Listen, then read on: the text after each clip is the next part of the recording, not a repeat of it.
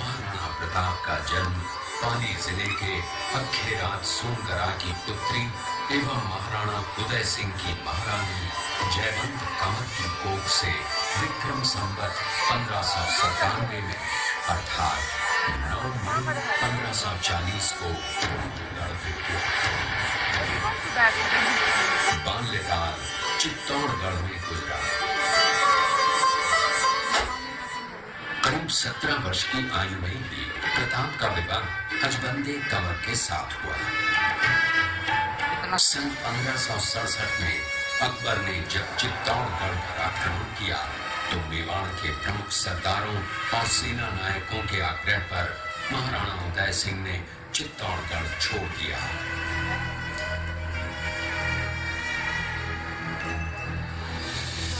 मुगलों के प्रति उनमें घृणा के भाव जागृत हो अपने देश, कुल, गौरव और मातृभूमि की मर्यादा के लिए प्राण न्योछावर करने वाले योद्धाओं और ललनाओं से प्रताप ने न केवल सीख ली बल्कि ये घटना उनके जीवन का आधार बन गई।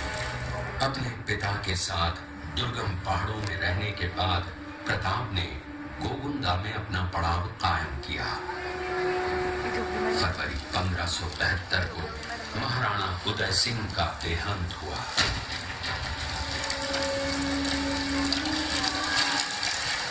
प्रताप की ज्येष्ठता और योग्यता को ध्यान में रखते हुए सरदारों ने उनको राजगद्दी पर आसीन किया। होली के दिन उनका गोगुंदा में राज तिलक हुआ।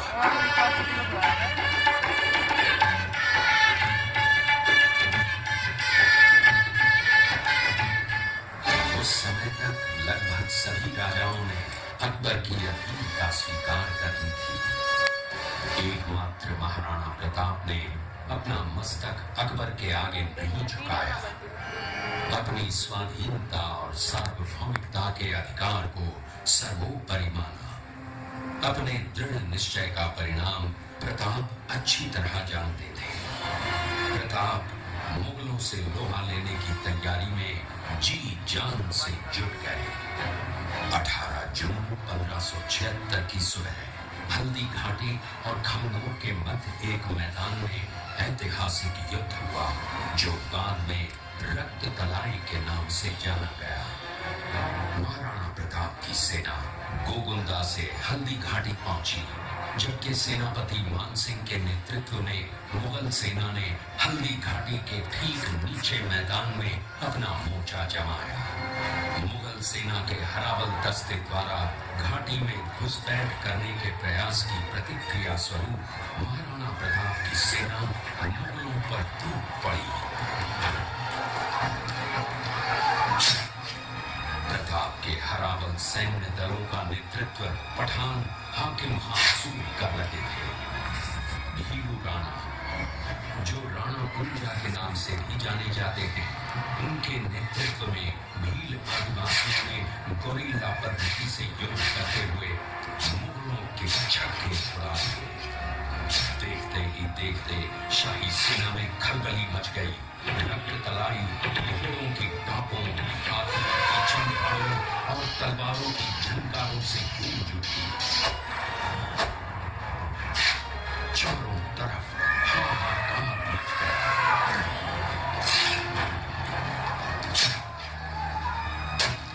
युद्ध का घटनाक्रम अचानक उस समय बदल गया जब प्रताप ने अपने घोड़े चेतक को एड़ लगाकर मानसिंह के हाथी पर चढ़ा दिया और उस पर भाले से भरपूर वार किया। मानसिंह हौले में दुबक गया। हाथी से उतरते समय चेतक की एक टांग कट गई। इस स्थिति को भांपकर महाराणा प्रताप के हमशक्ल सेनापति झालामान ने महाराणा प्रताप से आज्ञा लेकर उनका राजमुकुट धारण किया। मुगल सेना झालामान को महाराणा प्रताप समझकर इन पर टूट पड़ी और झालामान शहीद हो गए। उधर चेतक ने अपने स्वामी को 5 किलोमीटर तक 3 टांगों पर ही लेकर एक बरसाती नाले को पार किया। उसके पश्चात उसकी प्राण पखेरु उड़ गए। इस युद्ध से महाराणा प्रताप के मन पर गहरा प्रभाव पड़ा। परिणाम स्वरूप उन्होंने मुगलों पर विजय प्राप्त करने तक राजसी ठाट बाट छोड़ने और पत्तों पर भोजन करने का प्रण लिया, जिसे उन्होंने जीवन भर निभाया। महाराणा प्रताप ने अपना सैन्य बल बढ़ाकर सर्वप्रथम अरावली पर्वत की घाटियों में बसे दिवेर पर चढ़ाई कर विजय प्राप्त की। इसके बाद कुंभलगढ़ पर भी विजय प्राप्त की। सिर्फ चित्तौड़गढ़ को छोड़कर सारे